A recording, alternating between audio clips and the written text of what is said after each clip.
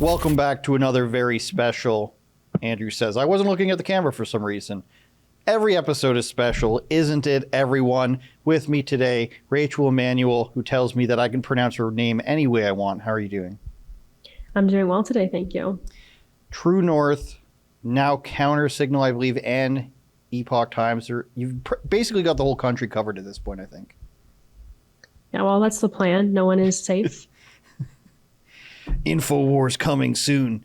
Let's talk about Alberta right off the jump here. You're based out there in Edmonton, I think?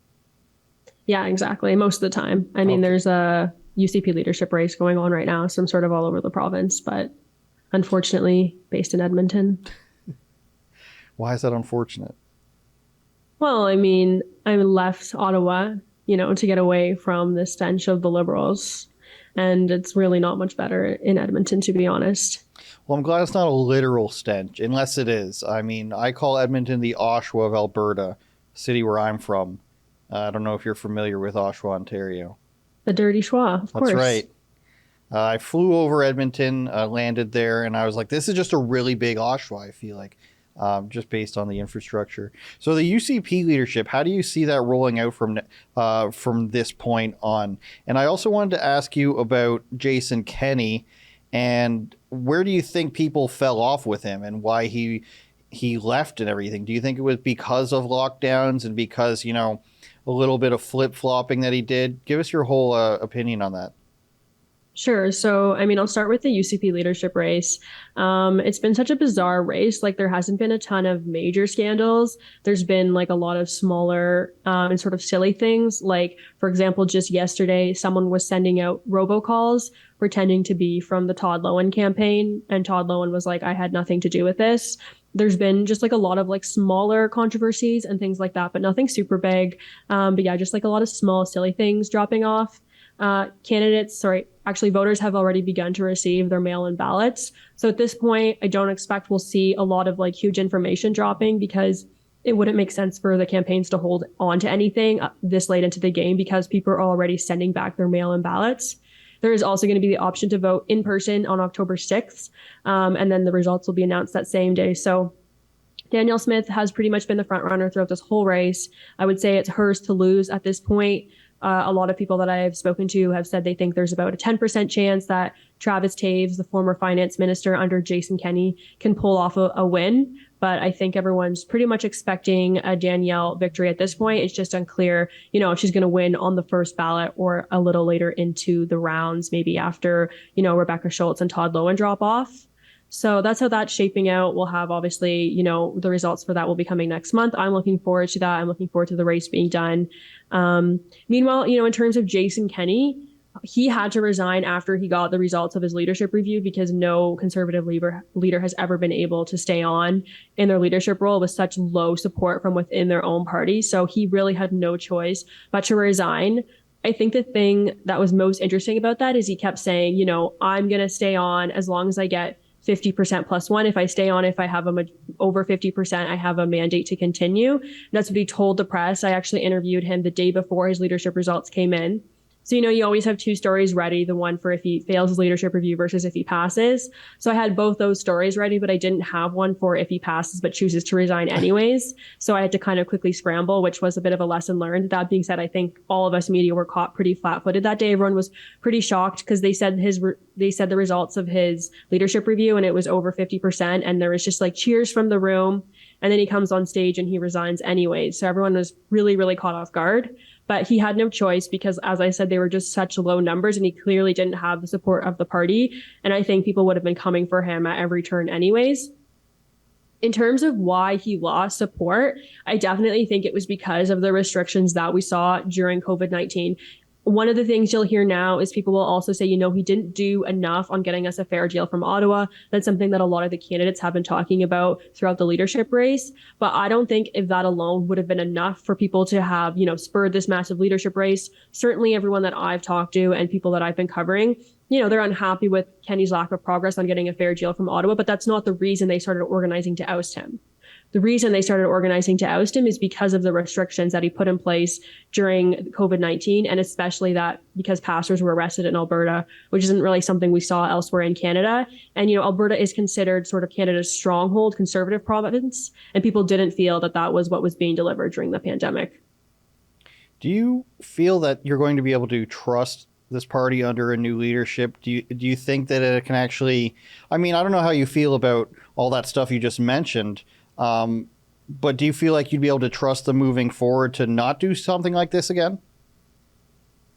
It really depends on the leader. It is pretty crazy how much power like a leader of a political party has. It's a bit too bad. I think that a lot of times people complain, MLAs certainly complain, MPPs in Ontario and elsewhere. They don't seem to have much of their own independent voice. And when you do see people step out of line, a lot of times they get kicked out of their caucus pretty quickly. That was the case with Roman Baber over in Ontario. He didn't agree with Doug Ford's decisions on lockdowns. He got booted from the caucus. It was also the case here in Alberta with Todd Lowen and Drew Barnes. They spoke up against the lockdowns. They didn't agree with them, and they were also kicked out of their caucus. So the person who's in power over the party at a given time has so much control over their caucus and really dictates what the messaging is going to be. So I think it depends on who that individual person is. Every political party across Canada, there's so much corruption. I think it's something that surprised me so much when I first started being a reporter. And as time goes on, you just kind of shrug your shoulders and say, this is the way that it is. But you always hope that after a leadership race, things will go a little bit differently. In terms of the messaging that we've seen now coming from the candidates, they have been really hesitant to say that they would lock down again because there's been so much opposition, and everyone knows, that's why Kenny got removed, even if they're not willing to admit that. So most of the candidates have come out and said that's not something that they're willing to reconsider. But, politicians promise a lot of things during an election campaign, and you don't necessarily know what they're going to do once they're in power. Do you have the same worry that I have with the federal Conservative Party, that all those people, we can call them elements, that were in the party during the lockdowns are still there? With Pierre in charge of the party, or I guess the leader of the party, who knows who's in the shadows, but with him in the leadership role, Aaron O'Toole's still there. Some of the more woker people are still there. And definitely the people who said nothing during 2 years of lockdown are still there. Do you think that we start to see a shift towards more independent people, or is that just too far off? I'm thinking on a provincial level, we could shift towards more independent people, especially with what happened in Ontario. And there were several people that spoke out. A couple of people resigned, I guess, or they're just not going to seek re-election. Lindsay Park is one of them. And I think there's a way forward for people to get elected independently, provincially. Federally, I don't think there's much of a pathway to get away from the major parties. How do you feel about that? It doesn't seem like there's any pathway to move away from the two-party system that we pretty much see in Ottawa. Of course, we have the NDPs and the Bloc Québécois, so it's not quite as two-party system as we would see in the US, for instance. But it's so hard to make any movement on your own when you're outside of a party. Even if we think about, during COVID-19, when Aaron O'Toole was in power, and he really wasn't in opposition at all. He pretty much was like the Liberal government's cheerleader, and was like, in some cases, why aren't we adding restrictions quicker or faster? So I think it was really disappointing that we saw just a total abysmal failure of the Conservative Party during COVID-19 at a time when it was so crucial to us to have a real opposition voice. And you're absolutely correct. Like, most of those people have not been held account, and most of those people are still within the party. And we're all supposed to sort of say, oh, well, that's over, that's past now, even though a lot of these people have proven that they are unwilling to stand up and put their necks on the line when it does count. That being said, I know it can be very difficult within your party. I know that if you lose, your seat within the Conservative Party, you're very likely to lose your seat if you're running as an independent. That was the case for Derek Sloan. He was somebody that was willing to, stand up for what he believed in and speak out against what was happening. The O'Toole Conservatives sort of, abandoned him very quickly, and did so in a pretty, I think, unfair way with you might remember the attacks about how he had received a donation from a white supremacist. Mm-hmm. As if everyone pays attention to every single person who gives them a donation. Like, that's pretty ridiculous. And the joke, of course, was that the same white supremacist was also a member of the Conservative Party. So it was just totally ridiculous how that happened. And then, of course, he did not, win re-election in his seat. He actually ran in an Alberta riding, and his wife ran in his riding, which was really interesting. But neither of them, were elected. And then he tried his whole thing with, having the Ontario Party this year, which he was running and heading up, and he ran again in the Ontario provincial election. He was unsuccessful to be elected there. So it seems like unless unless you are a part of a mainstream political party, it is very hard to get elected. And I think a lot of these people think if I just bite my tongue, hopefully I can, be a voice for good later on in the future. But I really need to keep my seat to do that. And I do respect that for a bit. But at the end of the day, when everyone is so afraid of losing their job, and then we see what we saw with the O'Toole Conservatives, where none of them were willing to speak up during COVID. And I just felt like, the voters and the constituents were not really getting value for what they were paying for and what they were expecting from their government. Yeah, I 100% agree on all of that. And for the politicians that are moving around trying to get elected in different places, I think that's going to come back to bite them. It worked for Leslyn Lewis. She was able to turn that first nomination into a victory. But some of the stuff that Sloan was doing almost seemed like revenge, and it didn't work out for him in the long run, it turns out. Switching gears a little bit, did you see Justin singing? I want to play that, Olivia, please. For anyone who hasn't, were you impressed by his singing chops? I was not impressed. No. Let's play it. I want to hear it again.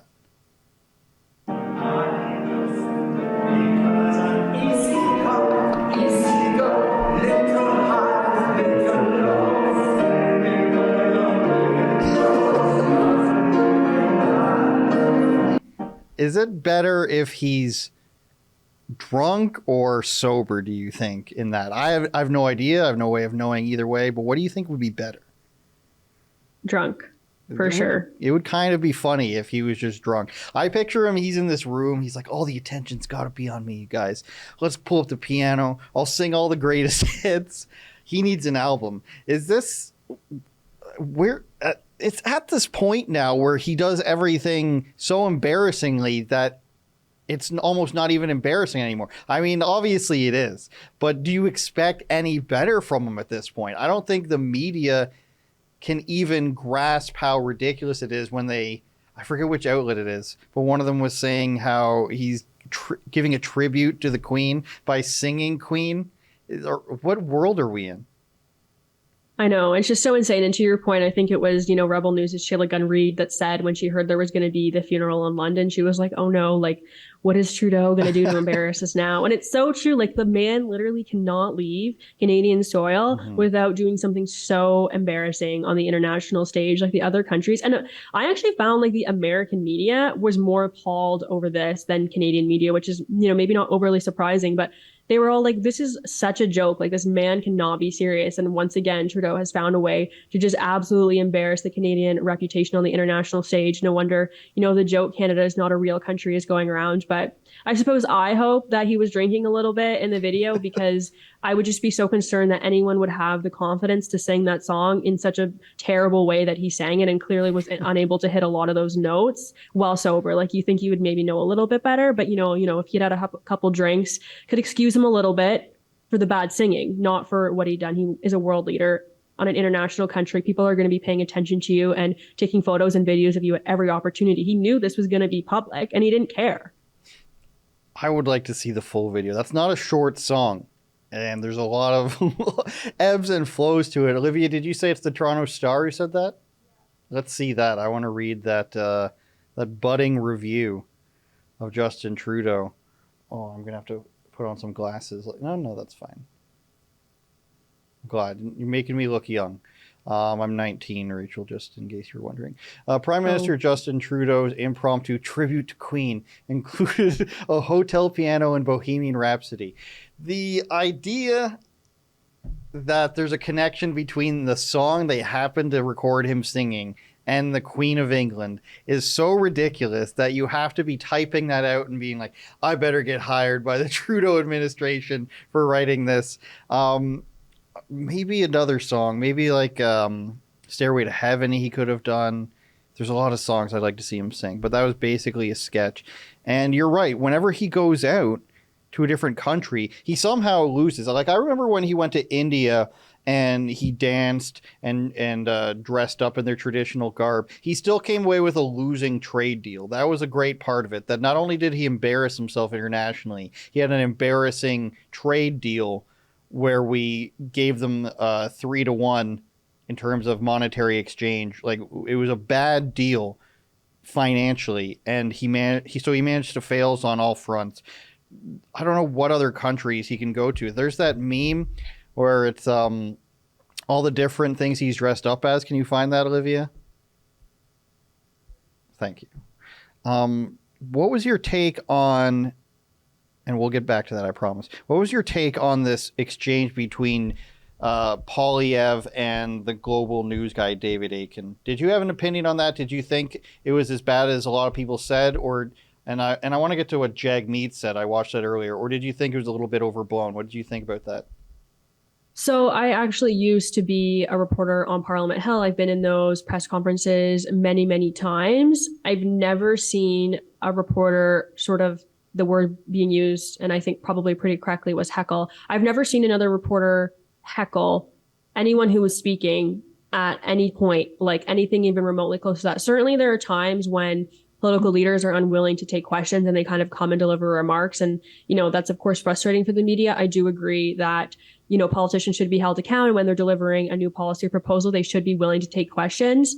And the other sort of interesting caveat is that I think Poilievre is really, really good with the media. He's good on his feet. He's quick and he sort of handles them when they're being a bit silly or they're asking dumb questions. I was always afraid to ask him questions in those press conferences because if he thinks your question is stupid, he will absolutely let you know. And he's definitely embarrassed me once or twice in a press conference. So he's so good with the media, and I don't understand why he would shy away from taking questions from them, especially as a new leader. I do think it makes him look weak. That being said, that's not really the point of the story. That's not really what we're talking about here. So I've never seen a reporter sort of heckle somebody like that before. So the fact that, David Aiken did that was really quite bizarre. I didn't think that it was appropriate. I think he should have waited till the end and then sort of yelled out his questions as Poilievre was walking away.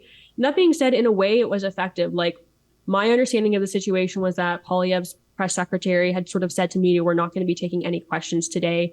And that really did not sit well with David Aiken. So he kind of continued to heckle Poilievre throughout the press conference until he finally agreed to take some questions.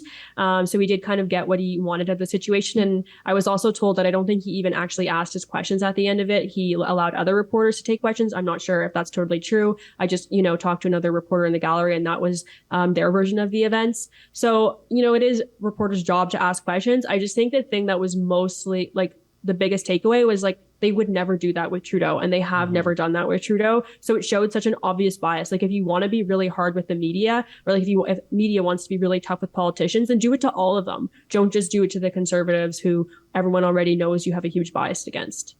Yeah, I don't see any yelling at any other politicians, not even Doug Ford. Nobody dared question him for 2 years.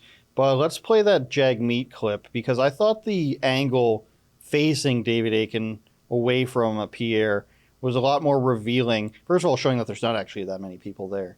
But he started heckling the entire time. Like, there wasn't, he didn't sit through a long speech by Poilievre and just say, when are you going to answer any questions? He started right from the beginning. And I think what Jagmeet, I don't know if Jagmeet didn't see the whole thing or he just wants to be loved by the media. It's probably the latter.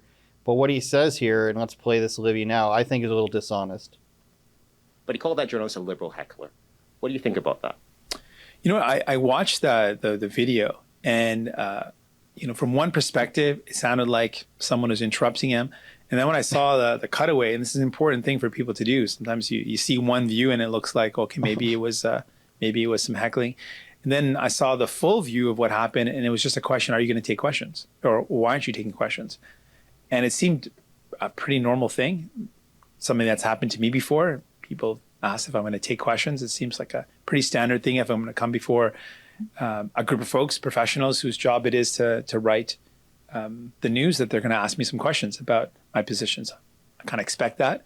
And the fact that instead of taking questions or saying, no, I'm not going to take questions, simple answer, to make it into an attack seemed a bit weak as a response. Like, why not just say no, or say, yeah, I'll take questions? And so it seemed like a bit of a weak approach to then somehow make it into someone's partisan political position. And I think it's an example of a lack of the strength to be able to stand up and say what you want and defend your position.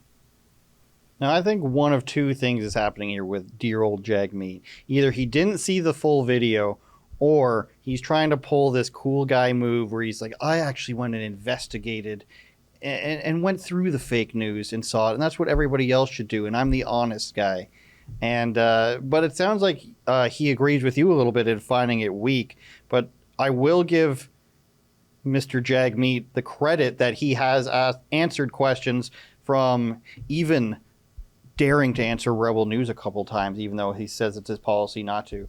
Unlike Trudeau and then Mr. Legault. So I don't know. What do you take away from Jagmeet from that? Like, is he a guy that you think is honest that just has bad ideas? Or do you think he's, completely out of it?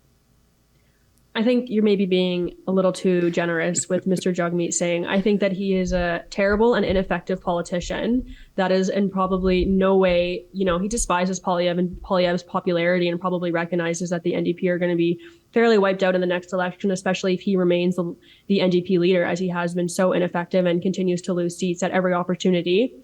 I'm sure he saw the whole video, and I'm sure he's very clearly lying about what happened in that exchange. It wasn't a simple little back and forth question. I agree that Poilievre looked weak only because he was unwilling to take questions from the beginning. I don't think he looked weak in how he framed it. I think how he framed it was actually really advantageous for him, especially as someone who has branded himself as disliking the mainstream media and wanting to defund the CBC. And I think the biggest joke about what Jagmeet Singh says is that he literally never gives the media a straight answer. Whenever there's anything contentious going on, he gives these wishy-washy answers and is never willing to speak clearly about what his policy is. For example, when I used to work on the Hill, a lot of times we'd ask him, are you going to support the Liberals' bill? Are you going to, support the speech from the throne? Things like that. Would literally never give a straight yes or no answer, would sort of said, oh, well, we haven't, and just couldn't say yes or no ever. And I found that's very much his leadership style, because he probably doesn't like to be held to account for things and would kind of wait till the last minute and not speak to media about it. So I don't think he's very clear with his policies at all. And I think it's pretty ironic, the response that he gave. Were you there when he cried? No. Oh, what? That's unfortunate. Do you remember when he cried? I don't even remember this. You have to jog my memory. When he said that somebody was being racist to him and the speaker wouldn't make the person leave or apologize, he came out after and cried, because he said he faces stuff like that all the time. And so do so many people who look like him. They're facing constant racism. That's what he cried about. The thing about the NDP is that no matter how much their candidates lose, they don't get rid of them or they don't ask them to step down. Andrea Horwath, Jagmeet Singh have lost, I think, 3 elections each now in a row, and nothing changes at all. I don't think there's any other major political party in the West that will do that. Maybe Maxime Bernier, but maybe the very small parties will do that. But Jagmeet, I think, loses a little bit of ground each time, and especially in a time when things are so polarized. He should be popular amongst left-wing people, but luckily I think there's this big swath of the boomer mentality in Canada that keeps Trudeau in office. But you would think that in some way he would benefit from people saying the Liberals aren't liberal enough and we're going further left. But that just doesn't seem to happen, and Andrea Horwath is just a wildly unintelligent candidate that I can't explain how she keeps her job. Did we have a clip of him crying or anything? Do we remember that? Jagmeet crying should bring it up, no? There, that looks like it's right. Let's show Rachel that. In Canada, we've not seen any action. There's been no action. The Prime Minister took a knee, but didn't bring any policy changes. In the States, they moved quicker on some policy changes than even Canada. And we think Canada's a progressive country. But Canada did not bring forward any changes to the federal policing. So people are angry, people are frustrated. So today we brought forward a motion. And the motion was a pretty simple motion. Tackling systemic racism is going to take a lot of work and a lot of effort. But there's some clear steps we can take. One is to call out that, yes, indeed, everyone in this House, the House of Commons, in Parliament, acknowledges that there is systemic racism in the RCMP. Let's name that and make it clear. And then we went on in the motion to lay out some really clear steps. De-escalation should be your priority. I don't think anyone can disagree with that. We should be reviewing use of force, because people should not be brutally beaten up over an expired license plate. And we put forward some changes around, shouldn't we respond to a health crisis with healthcare workers? Shouldn't they get funding instead of police? And in that moment, we put forward this motion that I thought, given where we are, given what's going on, given the lack of action, here's something we can do concretely to actually make a difference. And when the motion was presented, I heard a lot of people saying yes. And the speaker was about to move forward and accept that there was a lot of yeses. And then I heard one no, and the speaker didn't hear it. And then that MP repeated louder so he could be heard. And I looked back, and he saw me look back and kind of shocked that anyone would say no to this motion. Federal jurisdiction, clear path to do something about systemic racism in a moment where everyone's demanding action.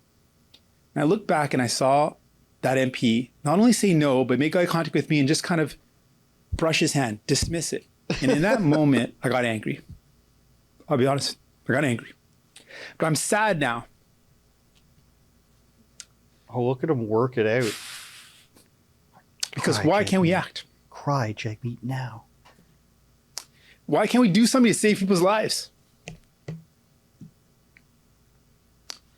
We can do something. And why would someone say no to that? He calls somebody racist and then he cries is the best part about it. I loved that. I'm glad I got to be the one to show you that. How can you disagree that there's not, or that there's systemic racism federally? Can't we do something based on something that happened in a different country? I love when Canadian politicians try to do, like, it's the same thing with like the abortion legislation when Roe v. Wade was revoked in the States, and all of a sudden that became a Canadian issue. And in every major newspaper across Canada, there was a story about it. And I was like, this literally has nothing to do with Canada. We have no abortion laws here. Yeah. Like, we should definitely have some. We don't have any. I don't think anyone needs to be worrying about abortion rights being rolled back. Like, it was just the stupidest thing. And same with Jagmeet's crocodile tears. I also love when politicians try to like present these like flashy motions that include, you know, so many things, but they just have like this headline piece and they try to make it all about that. And then when someone votes against it, oh, well, that person's clearly a racist.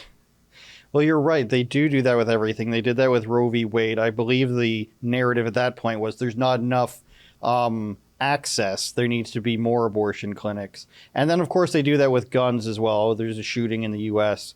That means we need to take this opportunity to restrict more guns. It's a lovely time in a lovely place. And things are getting better and better, and by which I mean worse, of course.